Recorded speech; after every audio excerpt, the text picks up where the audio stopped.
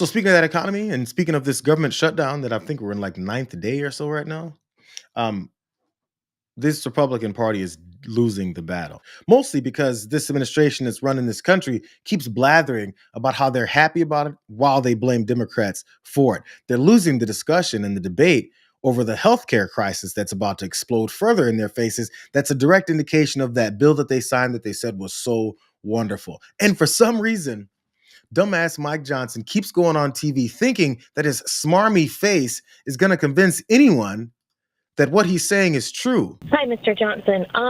So my question or comments are related to what you said yesterday about not being open to pass any legislation to ensure that military gets paid.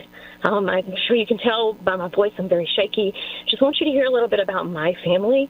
I have two medically fragile children. I have a husband who actively serves this country. He suffers from PTSD from his two tours in Afghanistan.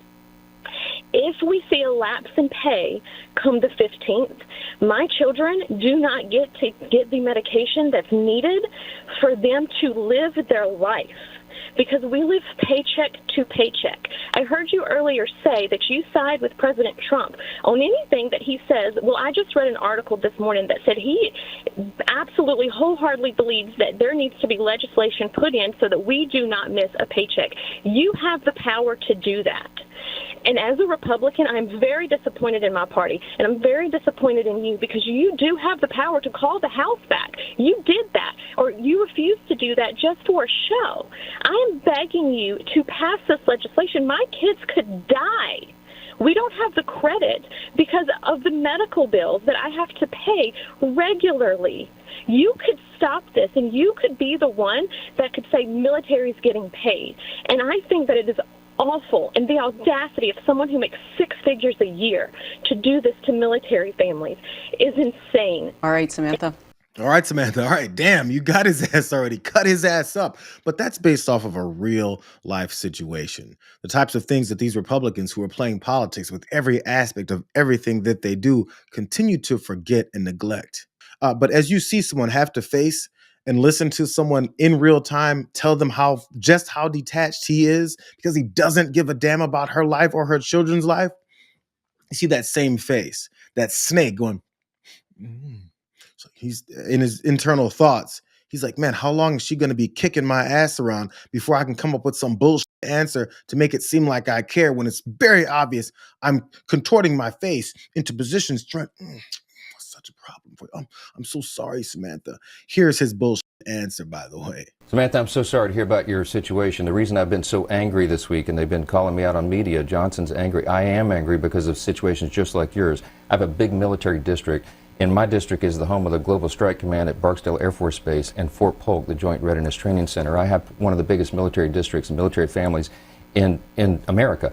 I have a lot of airmen and soldiers who are deployed right now, and they have young families at home, and they have children in health situations like yours. This is what keeps me up at night. I want you to hear something very clearly. The Republicans are the ones delivering for you. We had a vote to pay the troops. It was the continuing resolution 3 weeks ago. Every single Republican but two voted to keep the government open so that your paycheck can flow.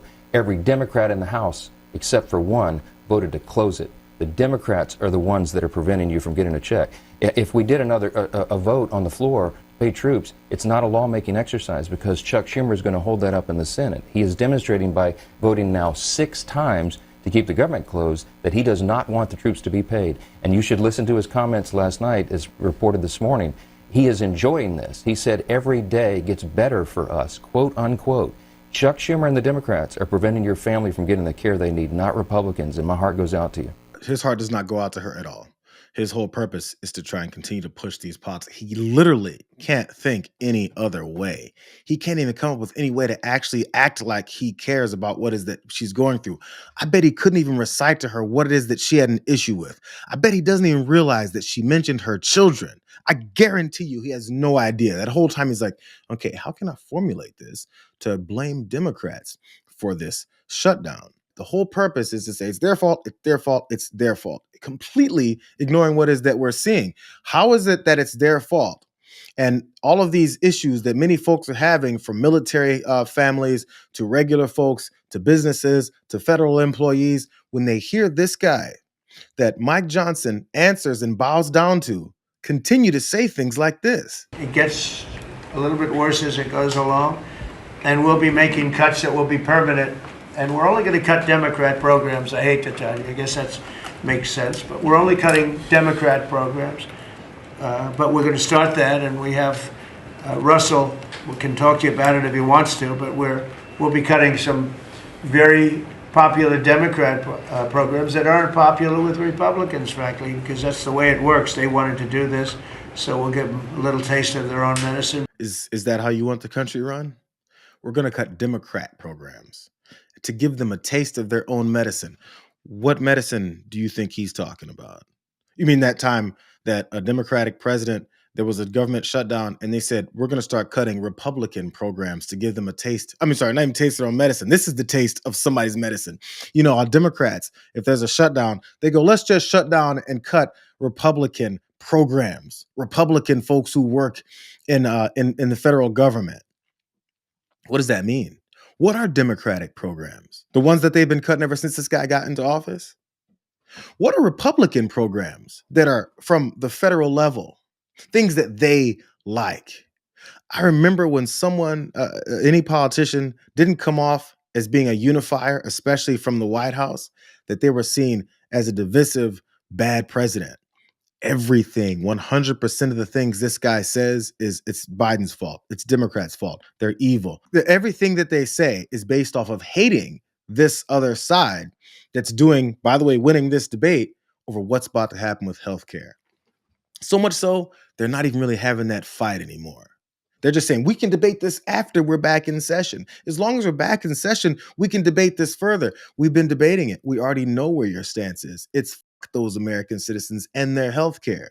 So John Thune, the guy who's supposed to schedule these votes and the guy that can actually be part of negotiating some of these things that can end this, he's reverted on to talking about how bad the ACA is rather than talking about how bad their bill is that's going to destroy more people's lives. The president would like to overhaul Obamacare and give people health insurance that is higher quality and more affordable.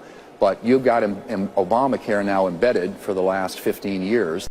We're back to Obamacare. What low-cost, great health care is Donald Trump going to implement? They asked him about it during the campaign at that debate when he said he's got like remnants of a plan. I forget the exact quote. He's got ideals of a plan. He's got a framework. It's something like that. This is now your third time running for president. You have long vowed to repeal and replace the Affordable Care Act, also known as Obamacare. You have failed to accomplish that. You now say you're going to keep Obamacare, quote, unless we can do something much better. Correct. Last month, you said, quote, we're working on it. So tonight, 9 years after you first started running, do you have a plan, and can you tell us what it is? Obamacare was lousy health care. Always was. It's not very good today. And what I said, that if we come up with something, and we are working on things, we're going to do it and we're going to replace it. So just a yes or no, you still do not have a plan? I have concepts of a plan. I'm not president right now. This is what they're now saying is the next best answer.